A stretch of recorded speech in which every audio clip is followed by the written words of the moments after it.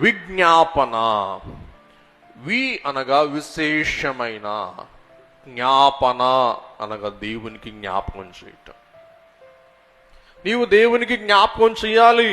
యెహోవా విజ్ఞాపనకర్తలారా యెరూషలేములో క్షేమం కలుగు చేయి పర్యంతం మీరు విజ్ఞాపనలు చేయటి విడువకండి, మానుకోబాకండి అంటాడు ప్రవక్త. కాబట్టి దేవునికి ఎప్పుడు మనం ఏం చేస్తూ ఉండాలా? జ్ఞాపకం చేస్తూ ఉండాలి. దేవా, జ్ఞాపకం చేస్తున్నారా? దేవా, మా కుటుంబాలు చూడు. దేవా, మా వంటిల్లు చూడు.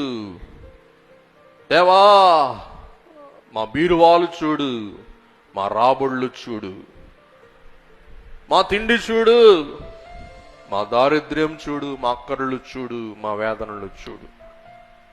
కాబట్టి ఈ కాలములో, ఈ లోకములో, ముఖ్యంగా క్రైస్తవ సమాజములో ఎవరు కావాలా అంటే చెప్పండి, విజ్ఞాపన కర్తలు. అందరూ చెప్పండి గట్టిగా, ఎవరు కావాలా అంటే దేవునికి అనునిత్యం ఏం చేస్తూ ఉండాలా?